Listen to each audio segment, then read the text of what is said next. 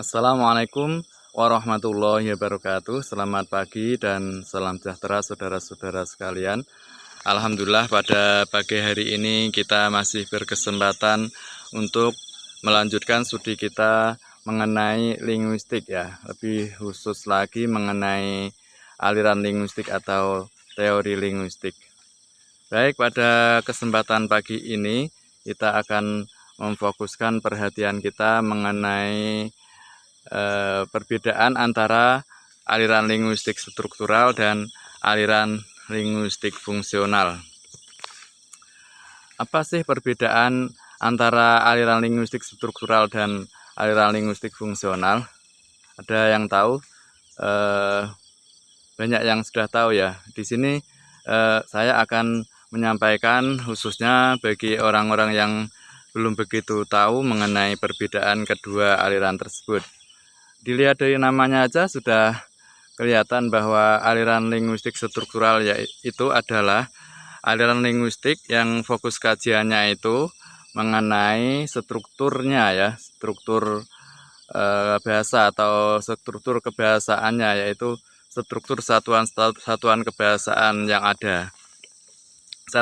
Satuan kebahasaan itu kan bisa meliputi kata, kemudian ada frasa, ya, klausa, kalimat, maupun wacana ya, yang terlihat secara jelas strukturnya.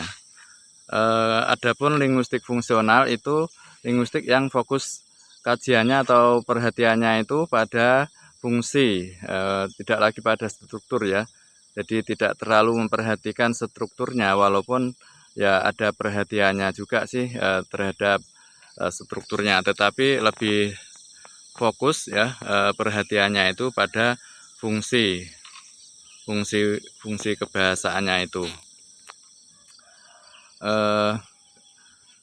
Aliran struktural ya, aliran linguistik struktural itu bisa meliputi aliran linguistik struktural Eropa, kemudian aliran linguistik struktural Amerika ya, dalam hal ini yang dikemukakan oleh Bloomfield misalnya, kemudian aliran linguistik struktural takmemik yang dikemukakan oleh Pike and Pike ya, kemudian aliran linguistik struktural transformasional yang dikemukakan oleh Chomsky ya. Adapun linguistik fungsional itu antara lain ya, penggagasnya itu Halliday, kemudian Hymes, serta Austin ya. Itu apa sih perbedaan antara linguistik struktural dan linguistik fungsional? Tadi sudah disampaikan bahwa linguistik struktural itu adalah linguistik yang fokus kajiannya pada struktur kebahasaannya. Ya, jadi misalnya di dalam aliran linguistik struktural Bloomfield ya, Amerika, yang dikemukakan oleh Bloomfield, itu kan ada analisis konstituensi. Misalnya kalau kita melihat kalimat ya, kalau kita melihat kalimat itu analisisnya bagaimana, yaitu dengan analisis konstituensi. Misalnya saya berdiri di sini gitu ya. Di situ di dalam kalimat itu ada konstruksi atau struktur saya berdiri di sini. Dilihat dari konstituennya ya, konstruksi kalimat saya berdiri di sini itu terdiri atas dua konstituen, yaitu saya dan berdiri di sini ya. Jadi itu secara singkatnya seperti itu. Jadi ada dua konstituen, saya dan berdiri sendiri. Kemudian yang berdiri sendirinya itu bisa saya ulangi, yang berdiri di sini itu bisa dibagi lagi ya menjadi berdiri dan di sini. Kemudian yang di sini itu bisa dibagi lagi dalam konstituen akhir, yaitu ada di dan sini gitu. Ya cukup seperti itu ya, analisisnya itu cukup seperti itu. Kemudian kalau analisis lebih lanjut dalam aliran linguistik struktural Dynamic ya, yang dikemukakan oleh Pike and Pike itu, kita di dalamnya bisa melihat ya, adanya fungsi, kategori, dan peran ya, fungsi, kategori, dan peran yang semuanya itu saling berkaitan ya, antara fungsi, kategori, dan peran. Di sini yang dilihat adalah walaupun ada istilah fungsi, di situ yang lebih ditekankan adalah fungsi sintaktis. Kemudian kategori itu juga kategori sintaktis, terus yang peran itu merupakan peran sintaktis.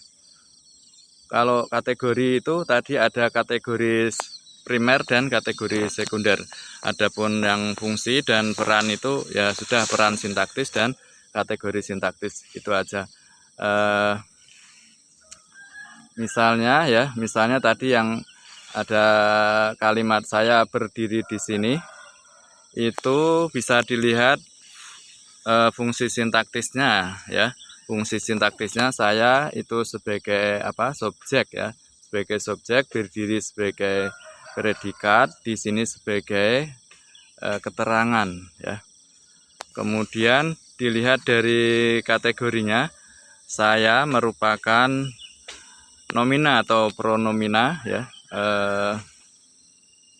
Di sini berdiri merupakan verba, kemudian di sini merupakan prep n atau preposisi nominal ya. Kemudian perannya itu peran sintaktis itu saya sebagai pelaku, kemudian berdiri sebagai tindakan, kemudian di sini sebagai tempat ya, sebagai tempat atau lokasi. Seperti itu aja sih kalau linguistik struktural itu.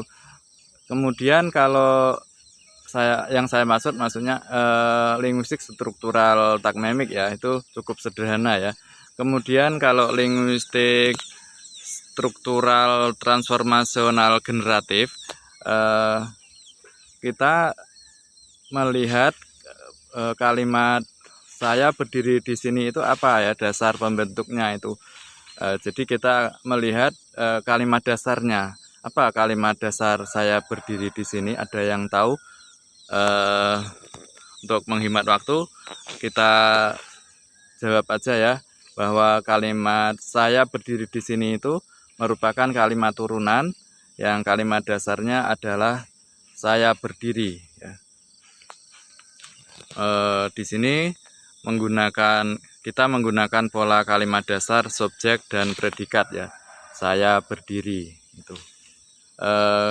Kemudian kalimat dasar itu mengalami transformasi dengan pembubuhan gatra keterangan, yaitu di sini ya.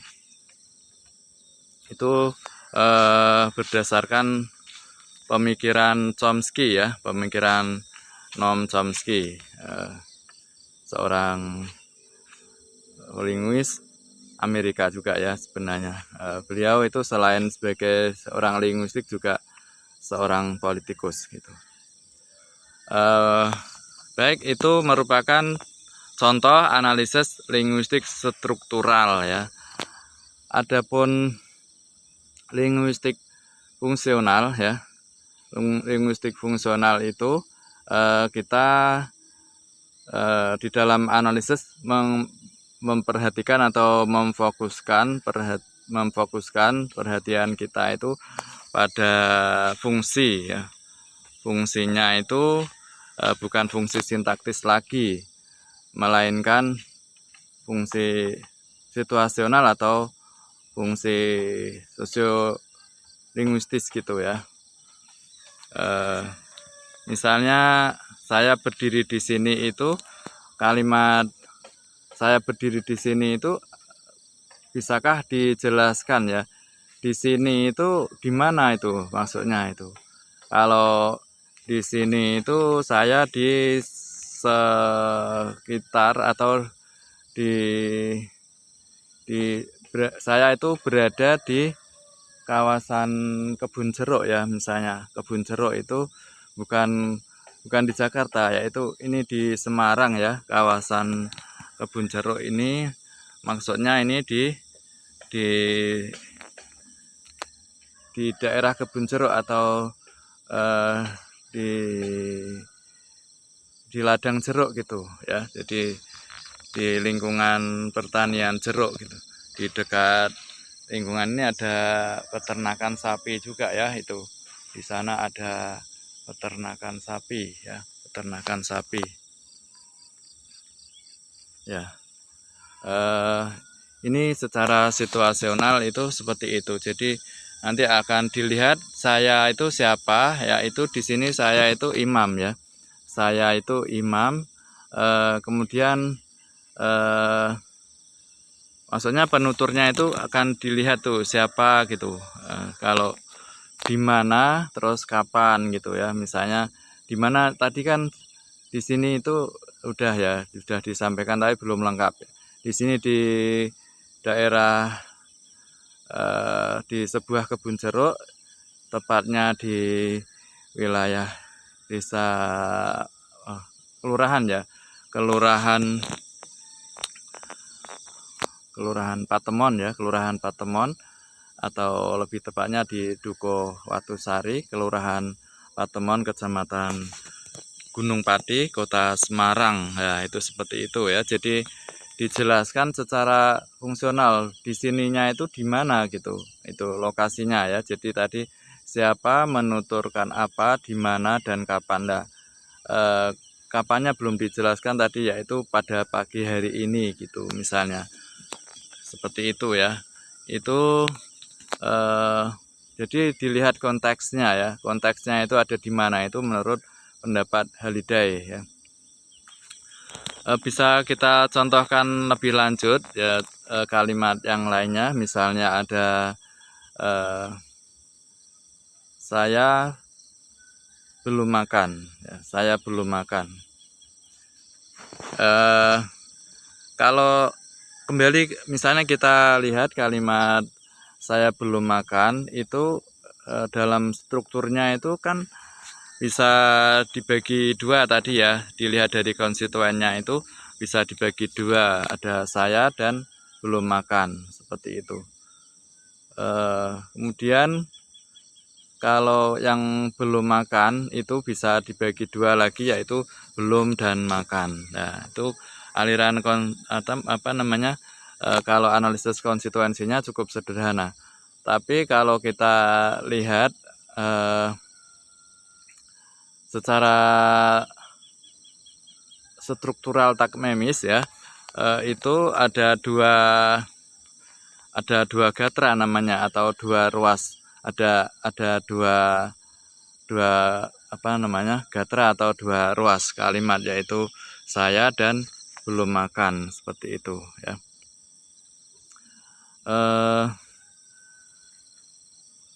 Saya di sini bisa tadi merupakan apa? Merupakan subjek ya, subjek, kemudian belum makan tuh sebagai predikat.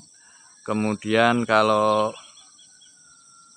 dilihat kategorinya, saya itu merupakan nomina atau pronomina, sedangkan belum makan itu merupakan verba ya. Di sini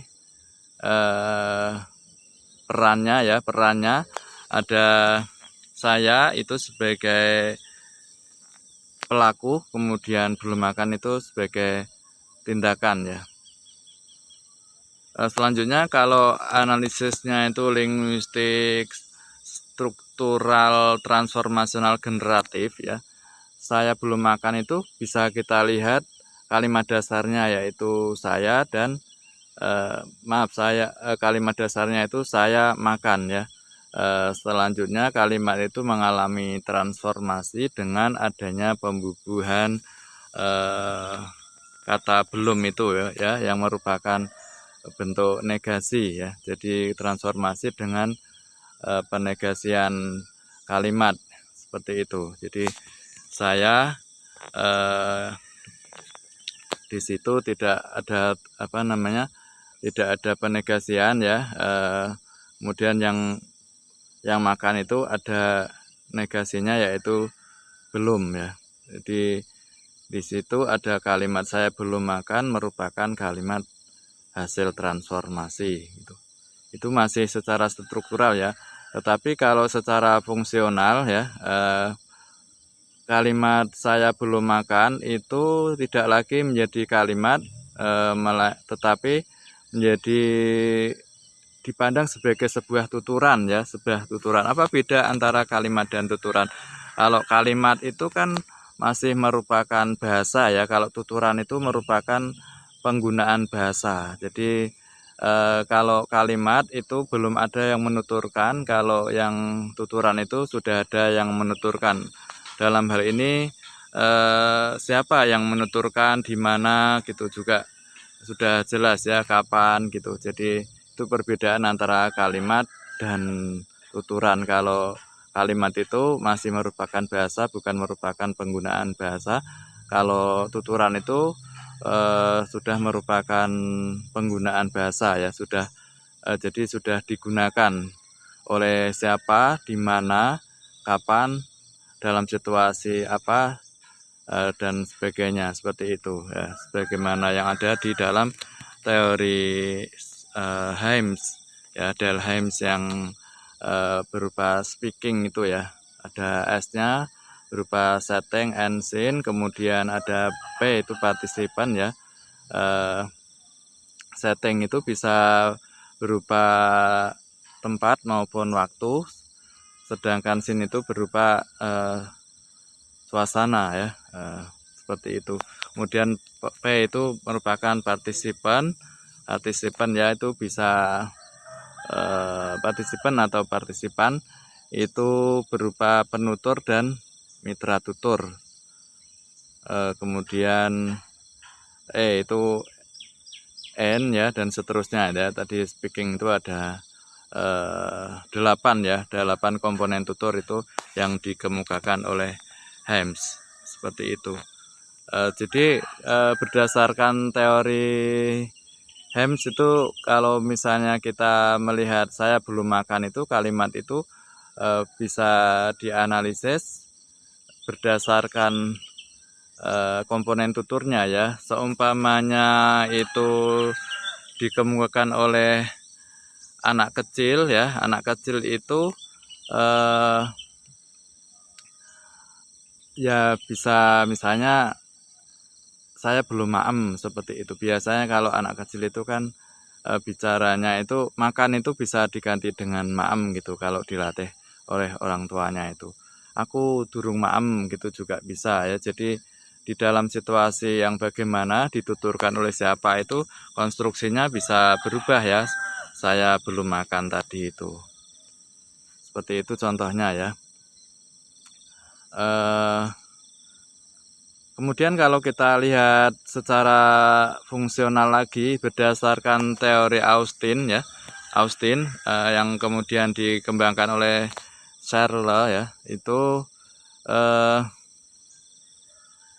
di dalam analisisnya itu kita bisa melihat tuturan itu apakah merupakan tuturan konstatif ataukah merupakan tuturan performatif, seperti itu.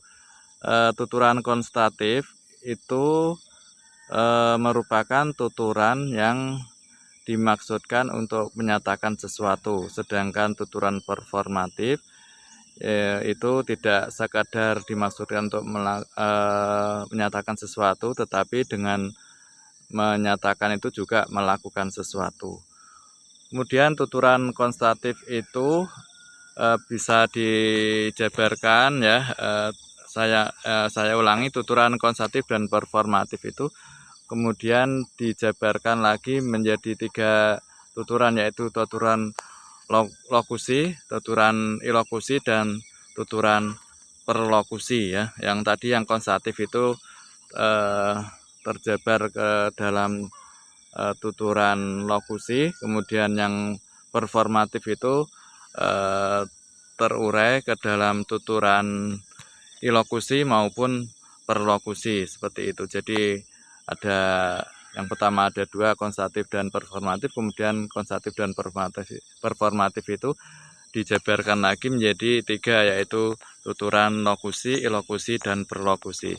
Baik, kalau tuturan saya belum makan itu bisa termasuk ke dalam tuturan konstatif maupun tuturan performatif ya. Kalau dimaksudkan oleh penuturnya itu sekadar menyatakan sesuatu bahwa dirinya belum makan, yaitu masuk ke dalam tuturan konstatif. Tetapi kalau itu sambil menyatakan itu penutur melakukan sesuatu, yaitu misalnya meminta makan, nah itu berarti masuk di dalam tuturan performatif. Kalau lokusi, ilokusi, dan perlokusinya bagaimana?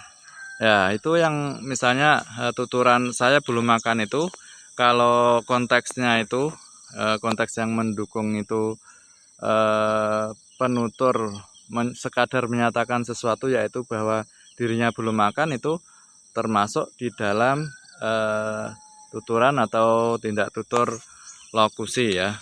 Kemudian kalau itu tidak sekedar untuk menyatakan sesuatu, tidak sekedar menyatakan bahwa dirinya belum makan, itu tuturan tersebut bisa termasuk ke dalam jenis tuturan atau tindak tutur ilokusi, yaitu apa ya, ilokusinya itu meminta disediakan makanan, misalnya seperti itu.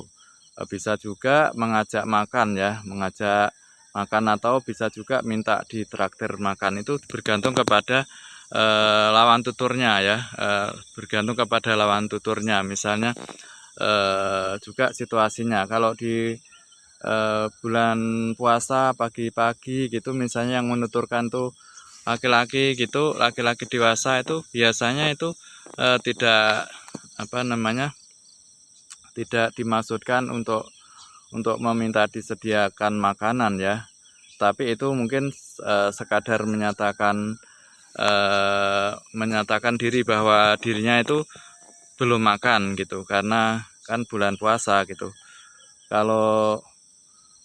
Kalau yang menuturkan itu seorang perempuan tuh lain lagi, misalnya bulan puasa, walaupun dia seorang yang sudah dewasa, itu kan bisa saja itu mengalami menstruasi misalnya ya, dewasa yang masih agak muda gitu, seperti itu kan, berarti kan memang dia itu belum makan gitu. Bisa saja dia mengajak makan gitu, mengajak makan walaupun mungkin di bulan puasa gitu ya, seperti itu kalau pada pagi hari di bulan puasa. Tetapi kalau misalnya yang menyatakan itu anak kecil ya, itu saya belum makan Bu, atau saya belum makan ya gitu, itu berarti mungkin dia itu minta makan gitu, minta makan gitu. Jadi kalau yang ngajak itu seorang mahasiswa ya, misalnya itu Mas Dias ya mengajak Mas Salahuddin gitu ya, saya belum makan gitu. Saya belum makan itu kalau disampaikan pada siang hari di luar bulan puasa ya, itu bisa ada ilokusinya, yaitu mengajak makan atau ingin mentraktir makan temannya gitu. Kalau yang mengatakan yang menuturkan itu Mas Dias, berarti itu mengajak Mas Salahuddin untuk makan gitu ya. Jadi dan sebaliknya seperti itu. Jadi tidak lagi di dalam linguistik fungsional itu dilihat struktur sintaktisnya ya, atau fungsi, kategori, peran sintaktisnya itu tidak ya. Jadi fungsi, kategori, dan peran sintaktisnya enggak dilihat lagi seperti itu. Tetapi yang dilihat adalah fungsi situasional atau fungsi sosiolinguistisnya seperti itu. Jadi berbeda. Itu tadi uraian singkat mengenai perbedaan antara linguistik struktural dan linguistik fungsional. Mudah-mudahan ada yang dapat dipahami. Jika ada yang belum dapat dipahami, insya Allah akan kita bahas pada pertemuan yang selanjutnya ya, atau mungkin saudara-saudara dapat membaca referensi lain ya mengenai perbedaan antara linguistik struktural dan linguistik fungsional. Baik, terima kasih atas segala perhatian dan mohon maaf atas segala kekurangan. Wabillahi taufiq wal hidayah. Wal afu minkum. Wassalamualaikum warahmatullahi wabarakatuh.